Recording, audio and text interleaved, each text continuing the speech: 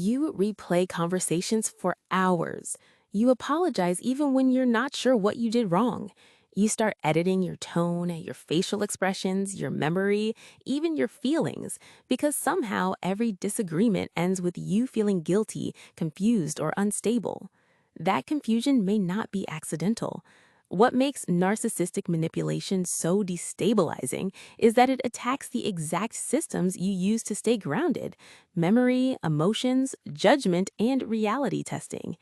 In a healthy relationship, two people can disagree and still share a basic sense of reality. One person says, "That hurt me," and the other may not fully agree, but they still try to understand, repair, and take responsibility when necessary. In manipulative dynamics, that shared reality starts breaking down. You stop asking, "Was that behavior okay?" and start asking, "Am I losing my mind?" Chronic emotional manipulation also keeps your nervous system under stress. When your brain is focused on staying safe, thinking clearly becomes harder. That's why many people in these relationships develop brain fog, hypervigilance, anxiety, trouble making decisions, and constant self-doubt.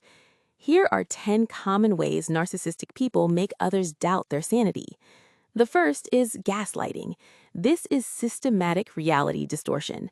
They deny things that clearly happened, twist facts, or insist your memory is wrong. You hear things like, "I never said that," "You're imagining things," or "You're too sensitive." Maybe they agree to something yesterday and deny it today. Maybe they insult you, then insist you misunderstood the joke. Over time, you start questioning your own perception. You rehearse conversations in your head before bringing them up because you expect reality to get rewritten afterward. One grounding tool is simple documentation. Write down important conversations, save texts, not to obsess over evidence, but to reconnect with observable reality. The second tactic is blame shifting and projection. Instead of taking responsibility, they redirect the focus onto you. If they lie, suddenly you're accused of being distrustful. If they explode in anger, they call you aggressive. You bring up a broken promise and somehow end up apologizing for your tone. The original issue disappears, and now you're defending your character instead. The psychological effect is constant defensiveness. You spend so much energy proving you're reasonable that you stop evaluating whether the other person is treating you well. A helpful response is staying anchored to the original issue. We're talking about what happened, not my entire personality. The third tactic is emotional invalidation.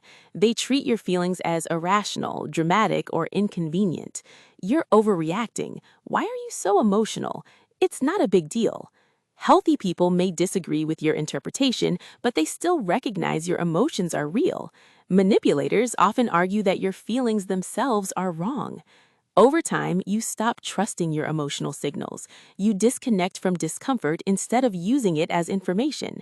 A grounding question is, what is this feeling trying to tell me? Feelings are not always facts, but they are data.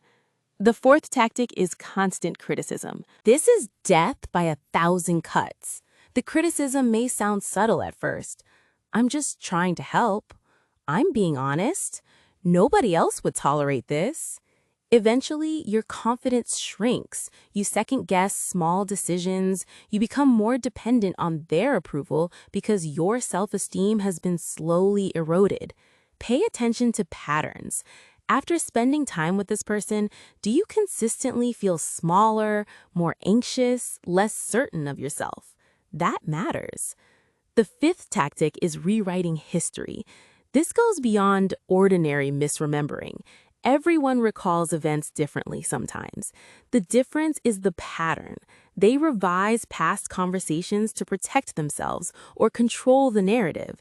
Your discomfort becomes you being dramatic. Their promise becomes something they never agreed to. They say things like, "I always told you that," even when they didn't. This creates obsessive rumination because you keep trying to pin down the truth. One of the healthiest things you can do is stop entering endless circular debates. "That's not how I remember it," is enough. The sixth tactic is creating catch-22s. No matter what you do, you lose. If you speak up, you're attacking them. If you stay quiet, you're cold. If you cry, you're manipulative. If you remain calm, you clearly don't care.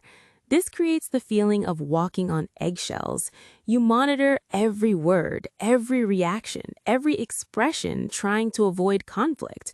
But the rules constantly change. That's important to notice. The issue is not that you haven't found the perfect way to communicate. The structure itself is designed so you cannot succeed. The seventh tactic is isolation. Manipulative people often weaken your outside support systems because outside perspectives threaten the control they have over your reality. Maybe they criticize your friends constantly. Maybe they create drama before family events. Maybe they imply everyone else is against your relationship. Isolation increases confusion because you lose reality checks. Without trusted outside voices, the manipulator's version of reality becomes louder. Rebuilding even one safe connection can make a huge difference. Isolation thrives in secrecy. The eighth tactic is provoking reactions and then punishing them, sometimes called reactive abuse framing. They needle you for hours with dismissiveness, sarcasm, silent treatment, or subtle insults. Eventually, you explode. Then suddenly, they become calm and say, "See, you're unstable." Now the focus is entirely on your reaction, not the prolonged provocation that caused it. This creates enormous shame. Many victims start believing they are the abusive one because they hate who they become under chronic stress. Notice the sequence, not just the reaction. Context matters.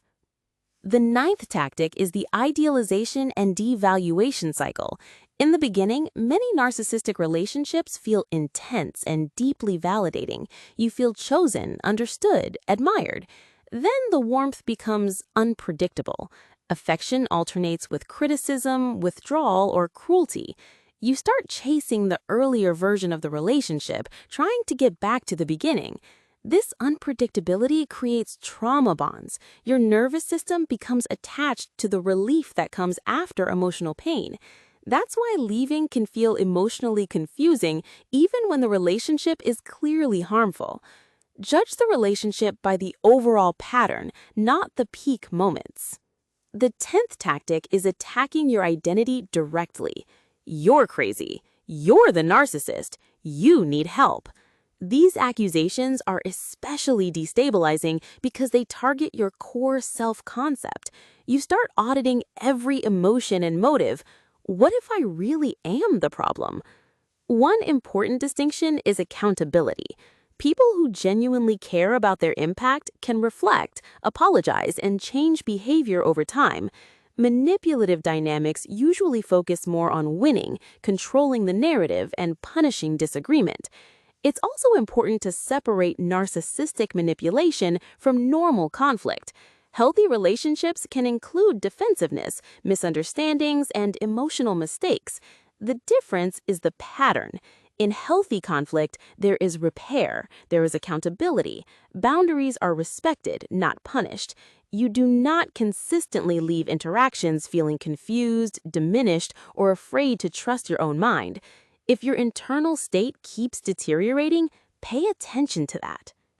Some practical supports can help rebuild clarity. Keep a private reality log with dates and exact phrases. Stay connected to at least one grounded person outside the relationship. Use short boundaries instead of over-explaining.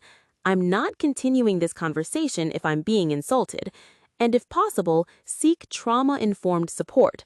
Therapy approaches like EMDR, DBT, and trauma-focused CBT can help people reconnect with their own perceptions and nervous systems after prolonged manipulation.